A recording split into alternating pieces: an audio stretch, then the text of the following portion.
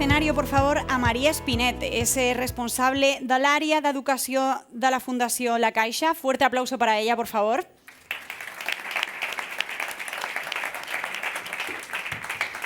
Te doy el relevo, María, cuando quieras. Gracias a todos y todas. Sobre todo, muchas gracias a Geoff Petty también por hacernos este resumen más técnico de qué es la educación basada en evidencias. Así nosotros en el diálogo nos vamos a poder centrar en cuestiones más como el por qué la educación basada en evidencias y también el cómo la educación basada en evidencias la podemos poner en práctica. Entonces, hoy para empezar este diálogo sí que quería concentrarnos en el por qué. ¿Por qué la educación basada en evidencias hoy y ahora? Nosotros desde Educaixa ya hace 4 años que nos subimos a este carro, como otras entidades aquí en nuestro país, por y para la equidad. Es decir, cuando nosotros como docentes escogemos las metodologías que tienen mayor impacto, lo que estamos es haciendo que la brecha educativa que sabemos que existe entre los alumnos más desfavorecidos y los alumnos con más ventajas económicas vaya reduciéndose. Nosotros en los estudios nos dicen que cuando empiezan la etapa escolar, los alumnos de diferentes clases sociales empiezan ya con una brecha educativa significativa, pero cuando lo terminan, esta brecha todavía es más amplia, ¿no? En ese sentido, lo que nosotros reivindicamos es que la educación basada en evidencias nos va a ayudar a hacer cerrar esta brecha. Especialmente también ahora, ¿no? Que con la pandemia hemos visto que se ha retrocedido este aprendizaje pues, por el momento contextual en el que hemos vivido. Otro de los grandes porqués que desde Educaixa nos apasiona continuar con este camino de educación basada en evidencias, aunque es difícil, yo creo que todos habríamos salido de la charla con Geoff pensando, wow, ¿no? ¿Cómo voy a poner esto en práctica? Aunque es difícil, es para frenar un poco esta tendencia contextual de la inmediatez, de la liquidez, de que sí a todo, de que vamos a transformar la educación en todo el rato, siempre, ¿no? La educación basada en evidencias yo creo que nos frena, nos da este punto de pausa que las escuelas necesitamos. Yo también fui docente, que estamos tan cansados, ¿no? De transformar por qué y para qué. Vamos a transformar, sí, pero vamos a transformar una cosa cada 2, 3 años, ¿no? Y cuando la transformemos, que sea esa la que tenga mayor impacto en el aprendizaje de nuestros alumnos. Para mí la educación basada en evidencias es un poco este freno a las modas, a los gurús educativos, a las prisas, a la inmediatez, a la liquidez del contexto en el que estamos viviendo. Y que desde la Fundación creemos especialmente, ¿no? Innovar sí, pero innovar con rigor. Y esto nosotros en una guía que hemos traducido de la IEF, de la Education Endowment Foundation, que es la fundación más grande a nivel educativo de educación basada en evidencias en Inglaterra justamente también, la llamamos innovación con rigor y nos dice que a mí me sorprendió mucho, ¿no? Que un 75% de una transformación educativa es planificar, formar y mantener. Solo es el 25% que implementamos, ¿no? Yo recordaba en mi centro que la implementación era prácticamente el 120% de todas nuestras acciones. Y aquí es donde también la educación basada en evidencias nos ayuda a poner este freno y esta conciencia. Nosotros también desde la Fundación, una de las cosas que decía Geoff, ¿no? Que sean accesibles estas evidencias. Hemos traducido y contextualizado un toolkit, que es la herramienta ahora por excelencia a nivel mundial, en el que se pueden comparar, ¿no? Hacer esta comparativa de el impacto, el coste y el efecto de las mejores estrategias que existen actualmente. Pero para mí, poner estas evidencias pues para nuestra comunidad es súper importante, pero la pregunta difícil, y esta disclosure, la pregunta difícil es el cómo. Cómo todas estas evidencias van realmente a tener un impacto en nuestros alumnados y en nuestros centros. Para responder a esta pregunta, nosotros tenemos nuestros programas de liderazgo, nuestro programa de comunidades, pero yo creía que más interesante que nada es que sean los mismos docentes o las mismas universidades que nos expliquen hoy aquí qué y cómo están haciendo, qué ejemplos tenemos ahora mismo en nuestro país, porque nos encanta, ¿no? Ver, y nos pasa, que nos inspiren países que están un paso hacia adelante, pero ¿qué está pasando ahora aquí también en nuestro contexto? Entonces hemos invitado, y también les invito a subirse, tanto a Daniel González como Rocío García Carrión, que desde la experiencia escuela y desde la experiencia universidad nos van a compartir experiencias que ahora mismo están pasando en nuestro país para inspirarnos, para preguntarse, para que veamos también los retos, ¿no? Porque nadie dijo que fuera fácil de traer las evidencias al aula. Así que si queréis subir.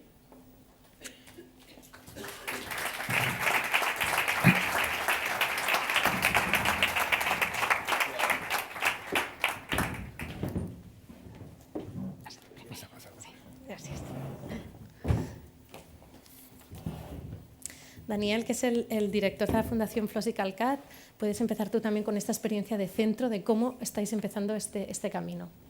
Bien, gracias. Buenos días, buen día. Intentaré explicar brevemente, en estos minutos que tenemos, pues un proyecto de generación de evidencias que estamos implementando en la Institución Cultural del FIC, concretamente en las escuelas Tau Barcelona, Tau Sant Cugat y FIC Bachilleratos. Bien, es un proyecto que iniciamos ya hace unos años con la finalidad de una de las cuestiones que más inquietan en nuestros centros, y es común a todos los centros, que es este proceso de innovación y de cambio continuo en el que vivimos, en el decidir por qué innovaciones apostamos y en cuáles podemos dejar de lado o posponer. Nos falta mucha información para saber qué es lo que más nos conviene y para también poner esta pausa, ¿no?, en decidir no, sí a todo y qué tiene más impacto, qué es más eficaz, qué innovaciones son más eficaces, y el profesorado también lo agradece, lógicamente, porque está centrando esfuerzos en aquello que sabe que realmente va a tener un impacto mayor en los procesos de aprendizaje y al final en el alumnado. Pues bien, con esta finalidad de ayudar en la toma de decisiones, con esta finalidad de aportar datos, iniciamos este proyecto con dos objetivos claros. El primer objetivo, que fueron paralelos, que se trabajaron paralelamente, pero eran dos objetivos diferenciados. El primer objetivo era el de utilizar ya todos los datos que teníamos almacenados en las escuelas y que normalmente están infrautilizados o bastante infrautilizados para generar evidencias de todo lo que había sucedido y, por lo tanto, mostrar información de todas aquellas innovaciones que a lo largo de estos años hemos ido implementando, pues de una manera más nítida, más clara, ver qué resultados se habían obtenido. Y un segundo objetivo era el de mejorar la cantidad y la calidad de estos datos que recogemos, porque consecuentemente mejoraríamos la calidad y la cantidad de las evidencias que generamos. Por lo tanto, empezamos con estos dos objetivos paralelamente, centrándonos en el primer objetivo, en el de recoger toda la información y almacenar toda la información que teníamos para generar evidencias de lo que había sucedido. Hicimos en una primera fase centralizar en una base de datos todos los datos que teníamos, básicamente de los diferentes gestores académicos en los cuales habíamos trabajado estos últimos años, que supongo como en la mayoría de centros hemos ido cambiando y por lo tanto fue una tarea compleja. También recogimos información de los departamentos de orientación pedagógica, información muy relevante, y también, por ejemplo, resultados de competencias básicas y bien, otros datos relevantes para poder utilizar estos datos para una analítica descriptiva. Pues bien, una vez teníamos esta base centralizada, que actualmente, para que se haga una idea, tenemos aproximadamente más de 250.000 de registros, por lo tanto, una base de datos muy sólida en la que fundamentar las evidencias que generan. Empezamos una segunda fase de un análisis estadístico de todos estos datos para buscar patrones, tendencias, correlaciones, desde diferentes niveles de detalle, desde el nivel de detalle alumno, pero pasando por asignatura, curso, etapa, centro, género, es decir, poder tener un análisis estadístico segmentado en aquellas diferentes necesidades que tiene cada centro educativo. Pues bien, una vez finalizada esta segunda fase, primero generamos la base de datos, después hicimos un análisis estadístico, quizá fue el reto más importante que tuvimos, que es el mostrar toda esta información de una manera que sea clara y nítida, entendible al 100% por los equipos docentes de las escuelas, que al final son los que van a utilizar esta información, para que las evidencias que se generen sean interpretadas correctamente. Evidentemente, los programas estadísticos ofrecen mucha información, pero son de un difícil análisis, sobre todo por personas que no tienen pues, unos conocimientos estadísticos avanzados. Nosotros utilizamos para esta misión el programa de Microsoft Power BI, porque es un programa que para nosotros cumplía todos estos requisitos. Permite visualizar de una manera clara mucha información, es un programa que permite parametrizar cada uno de los gráficos que muestra y, por lo tanto, permite interpretar por los equipos docentes muy bien toda esa información que nosotros queremos presentar. Aparte, da la casualidad de que, o casualidad o no, que desde hace muchos años en la Institución Cultural del FIC se trabaja con el entorno Microsoft 365 y, por tanto, la interficie de este programa de Power BI es una interfaz que es utilizada habitualmente por los usuarios. Pues bien, una vez finalizada este primer bloque, la finalidad de aportar datos objetivos y contrastables, evidencias de todo lo que había sucedido para ayudar a tomar decisiones, pues ya lo tuvimos. Se puso en manos de los equipos directivos, de los equipos docentes de las escuelas y como herramienta de ayuda en la toma de decisiones. Y como os he comentado, paralelamente estábamos trabajando en mejorar la cantidad y la calidad de datos recogidos. Evidentemente, los proyectos que estamos haciendo ahora, en los que habían pasado ya difícilmente podemos recoger nuevos datos, y en los proyectos futuros. En este proyecto también generamos en una primera fase una herramienta que nos permitiera hacer esta tarea, recoger más cantidad de datos y de mayor calidad. Es decir, todos aquellos datos que los docentes creen necesarios para poder validar que esa innovación es eficaz o no es eficaz, pues creamos una guía que la denominamos Guía para el diseño e implementación de proyectos innovadores, que nos ofrece una visión de 360 grados del proyecto, tanto en aspectos pedagógicos como en aspectos no pedagógicos, que a veces tiene una influencia muy alta en la consecución de los objetivos pedagógicos, y esta guía permite al docente, a la docente que lidera este proyecto de innovación, detallar en esta visión de 360 grados todos los objetivos que buscamos, definir indicadores para cada uno de estos objetivos y un hecho muy importante también, un protocolo muy claro de qué datos recoger, cómo recogemos los datos, cuándo los recogemos y cómo los almacenamos. Porque al final toda esta recogida de datos son los que nos dan evidentemente los resultados que hemos obtenido cuando hemos implementado este proyecto de innovación. Y evidentemente estos resultados, si son fiables, los podremos comparar con los indicadores que nos habíamos marcado para cada objetivo y nos da una evidencia clara de cómo ha funcionado el proyecto en general y evidentemente cómo ha funcionado cada uno de los objetivos. Bien, al finalizar la aplicación de esta guía en un proyecto innovador, se tiene una radiografía muy clara, repito, de cómo ha funcionado el proyecto.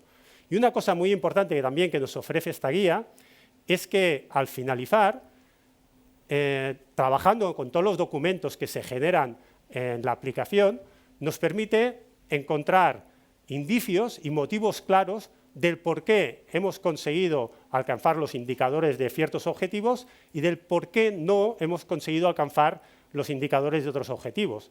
Con lo que es evidente que esto ayuda de una manera impresionante a establecer acciones de mejora. Si sabemos exactamente dónde hemos fallado o dónde hemos acertado, podremos extrapolar esos aciertos a otros objetivos o a otros proyectos, y si sabemos dónde no hemos estado tan acertados, será mucho más fácil poder, como os he comentado, establecer acciones de mejora para que en próximas ediciones del proyecto podamos conseguir los resultados, los objetivos o los indicadores buscados. Bien, pues básicamente con estos dos objetivos, la finalidad de aportar datos, aportar evidencias, datos contrastables, datos objetivos que ayuden evidentemente, como ha salido ya varias veces en las diferentes intervenciones, las evidencias no nos dicen qué es lo que debemos hacer, pero sí que nos dan una base sólida de conocimiento, de datos objetivos y contrastables que nos va a ayudar enormemente en la toma de decisiones. ¿Cómo lo hemos hecho? Bien, evidentemente esto hay una parte técnica, es evidente, que se puede hacer desde dentro de los centros, si existen las personas con el tiempo y los conocimientos para hacerlo. También se puede hacer con colaboraciones externas, pero lo que es absolutamente necesario es que es un proyecto totalmente compartido con los equipos docentes de las escuelas.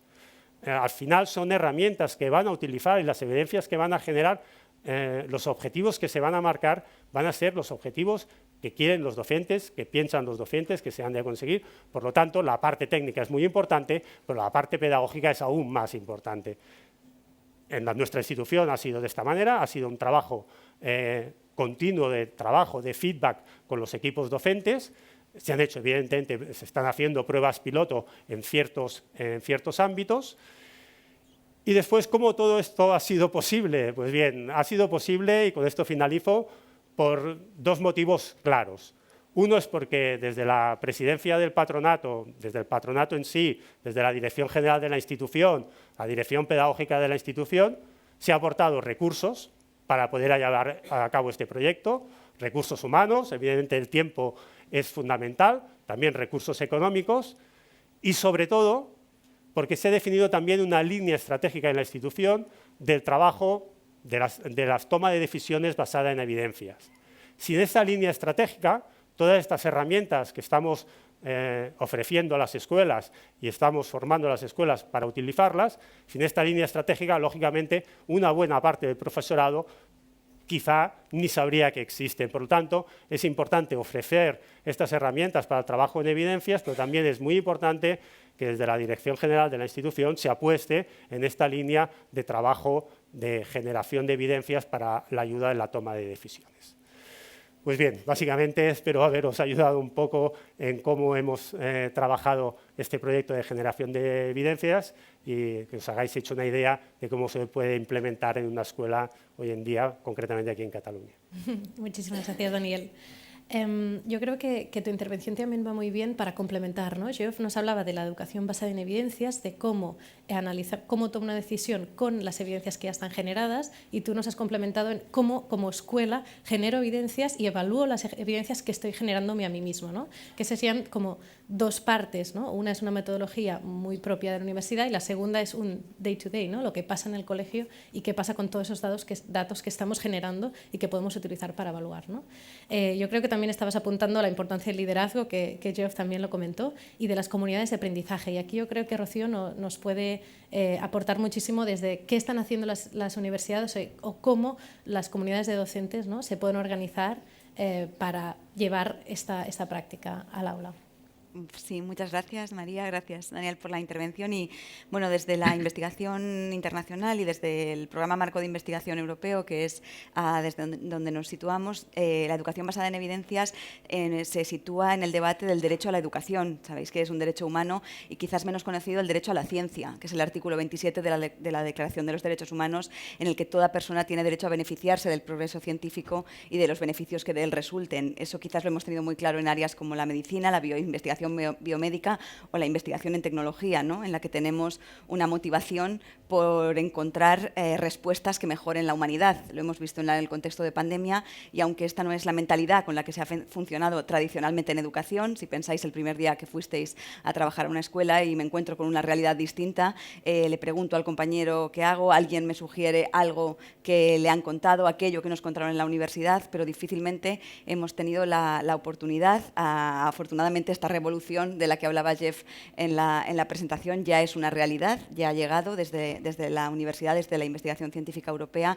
Trabajamos con las escuelas que lo que hacen básicamente es transformarse para sustituir las prácticas basadas en los que hemos dicho en edumitos, en ideas preconcebidas, en ¿no? malos entendidos que a veces se han ido transfiriendo un poco sin haber tenido la evidencia de ¿y eso tú dónde lo has hecho? Y allí donde lo has hecho, ¿qué resultados ha dado? ¿Y en cuántos lugares se ha replicado? Esas son las preguntas que las escuelas que funcionan como comunidades de aprendizaje, ese es el debate, ¿no? El debate crítico que tiene el profesorado antes de implementar una actuación, ¿no? O antes de cambiar o de innovar, no innovar por innovar, sino que haya esa base, todo el conocimiento científico que venimos acumulando en décadas de investigación, llevarlo al diálogo con el profesorado, no solo con el profesorado, sino con las familias y con toda la comunidad educativa para que los objetivos que nos proponemos de mejora los logremos, ¿no? Por eso, a la hora de escoger qué evidencias implementar, hay muchísima información. Geoff nos ha hablado de miles y miles de estudios, pero de todos esos, ¿cuáles han demostrado las mayores mejoras de resultados? No solo en el ámbito, en el rendimiento académico, en el desarrollo cognitivo, sino también en el social y emocional, que sabéis que es fundamental para que logremos esa mejora, ¿no? En el desarrollo humano. Y eso es lo que llamamos evidencias científicas de impacto social. Ha hablado Carles también de impacto al inicio. Ahora en la Comisión Europea el centro del debate es que se invierta en investigación que lleve a impacto social. ¿Cómo se mide ese impacto social? En mejoras objetivas, medibles, como nos comentaba Daniel, en mejora académica y mejora en el desarrollo social y emocional. ¿Qué hacen estas escuelas? Escuelas que tenemos en Cataluña, en diferentes comunidades autónomas y que forman parte de una red internacional en la que están implicados más de 9.000 centros actualmente en 14 países de Europa y Latinoamérica. Incorporan algunas de esas evidencias de impacto social. ¿Qué tienen en común? Que las décadas de investigación en ciencia cognitiva, pero desde una mirada interdisciplinar de lo que llamamos Learning Sciences, ciencias del aprendizaje, tienen en común en que hay dos aspectos, no tenemos tiempo de mencionarlos todos, en los que hay consenso que allá donde se han implementado, replicándolos en muy diversos contextos, transfiriéndolos a escuelas rurales, urbanas, de diferentes niveles educativos, de diferentes niveles socioeconómicos, tienen ese impacto de mejora social, se mantiene a lo largo del tiempo, es sostenible. Entonces, las dos cuestiones en las que coinciden toda esta red de escuelas que funcionan como comunidades de aprendizaje es que hay dos pilares fundamentales en el aprendizaje y el desarrollo humano.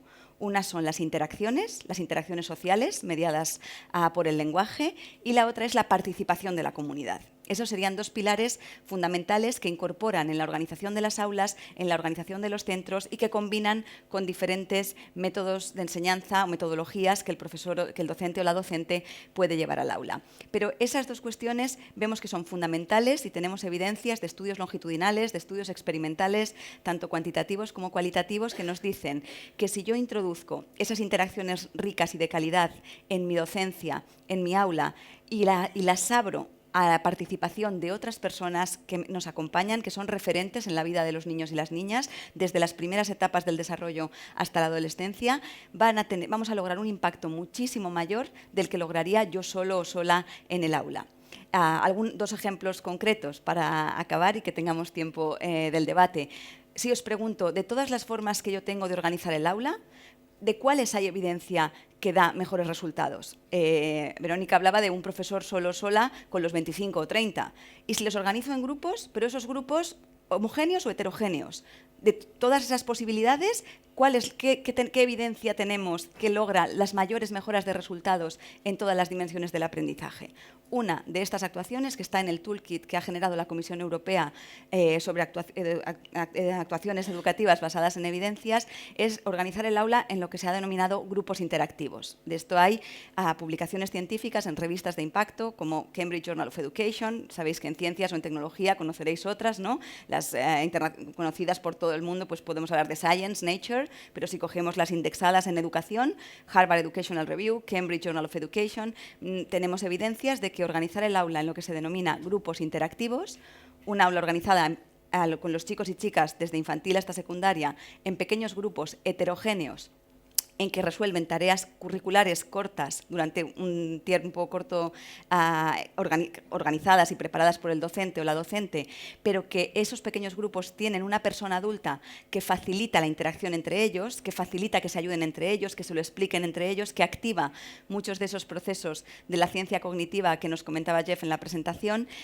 y cada 15-20 minutos cambian de grupo, realizan otra tarea, interactúan con otra persona diversa, adulta, mientras que el profesor orquesta toda esa actividad. Eso lleva a acelerar los aprendizajes, a mejorar el rendimiento académico en matemáticas, en lengua, en diferentes disciplinas, y a generar una mejor convivencia, generando estudiantes y personas mejores académicamente, pero mejores también humanamente, porque están combinando una ayuda entre iguales, una interacción social en la que también está mediada por la tecnología. También en la investigación nos habla de ese uso dialógico de la tecnología que se incorpora en este tipo de organización de aula.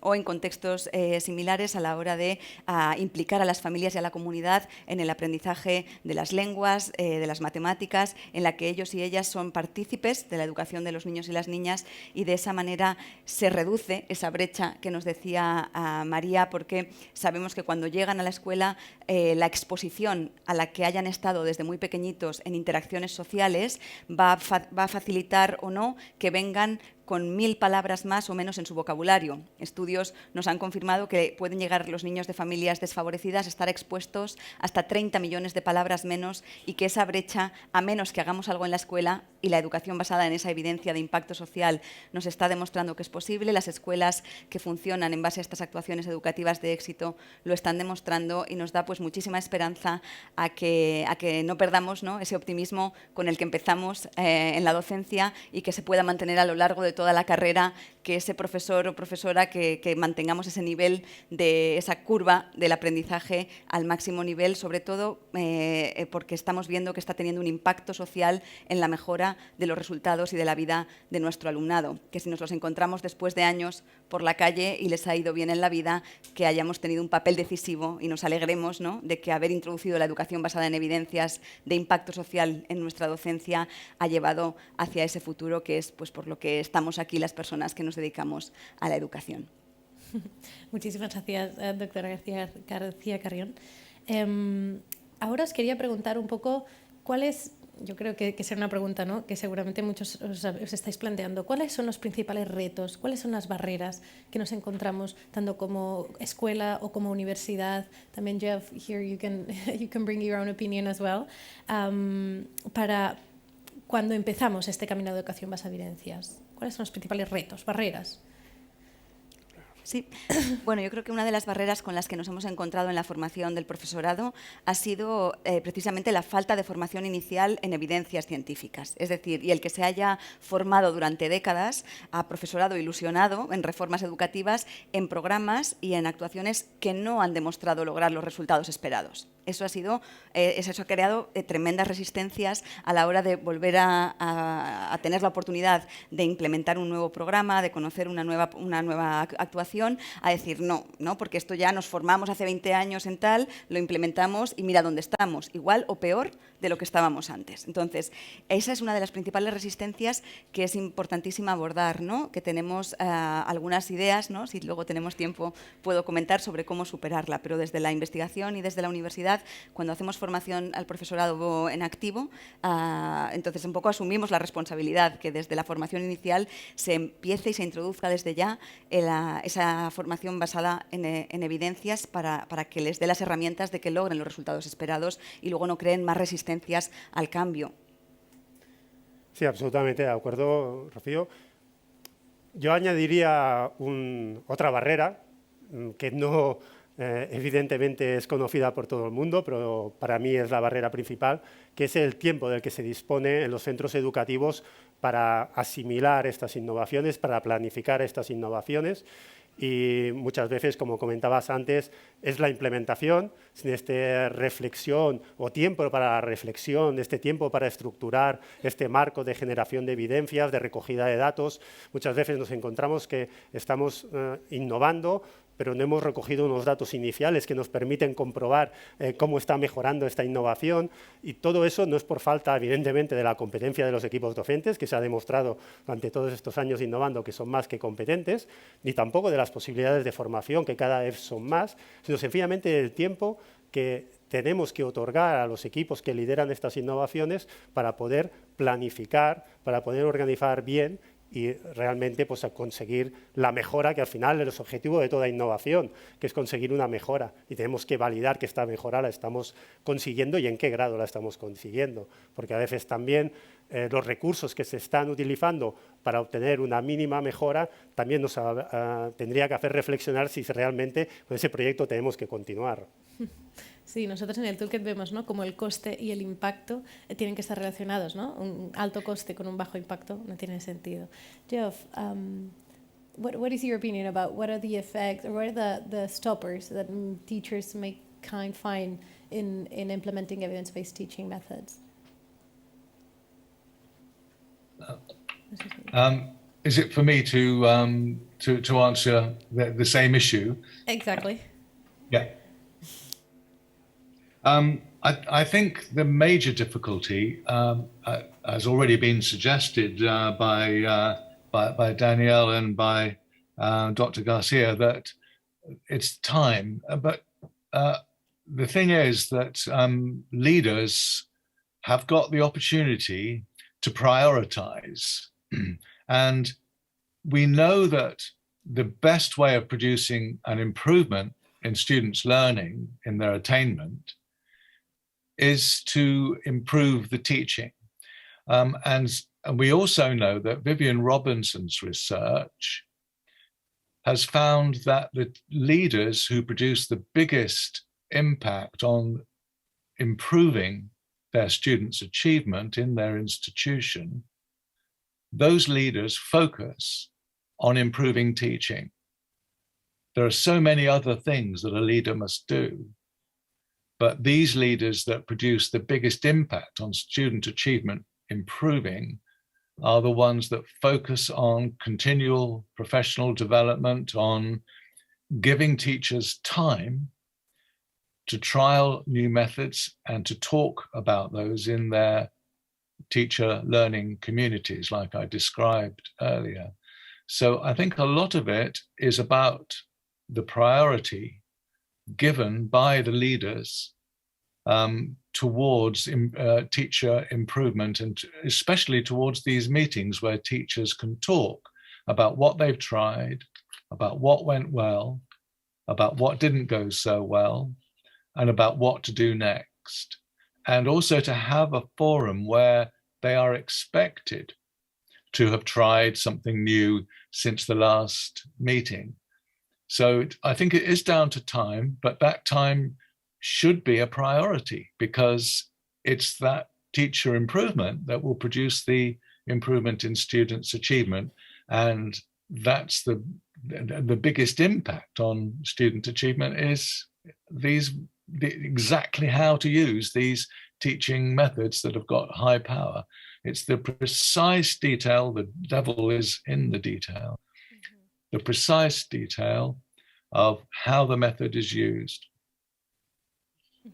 Thank you very much.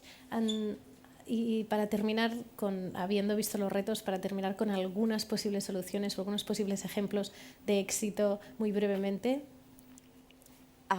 Pues genial la que plantees esa última pregunta, María. Ahora sí, lo que hemos visto es que tenemos evidencias de redes de profesorado que se organizan en seminarios de formación continua, en la que ellos y ellas escogen los artículos científicos por los temas que les preocupan, como nos planteaba Jeff, las necesidades que tienen en sus aulas, los leen, los debaten críticamente, esos artículos científicos que tengan evidencias de impacto social, que cuando lo van a trasladar a su aula tengan posibilidades a mejora, y el generar un espacio de diálogo igualitario, de reflexión crítica sobre esa evidencia, va a darles herramientas y está empoderando a estos profesores y profesoras que están en redes que llaman a hombros de gigantes, ¿no?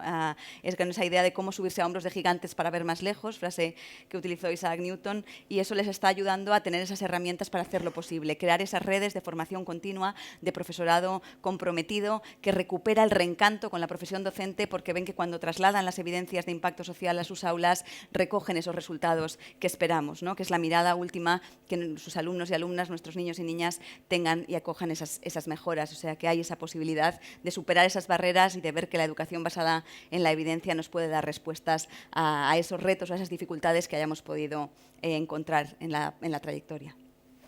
Bien, poca cosa más que añadir. Es cierto que el esfuerzo que genera en los centros educativos cualquier innovación, la generación de evidencias con los resultados claros y nítidos de cómo ha funcionado esa innovación, pues hace que la motivación del profesorado delante del cambio, tanto para aquellos cambios que han servido para mejorar, como para ver que unos cambios, porque no toda innovación va a mejorar nuestros procesos anteriores, y saber que cuando nos implicamos en una innovación que no es eficaz o no es eficaz como nosotros queríamos, la podemos modificar o definitivamente dejar de un lado. Esto crea un espíritu de motivación dentro del profesorado para innovar mucho mayor del que hemos tenido hasta el día de hoy, que como comentabais, pues muchas veces se ha innovado y la sensación, que a veces también son equivocadas, es que no se ha mejorado, o estamos donde estábamos, o estamos peor que donde estábamos. Pues bien, las evidencias al final nos dan respuesta a todas estas preguntas.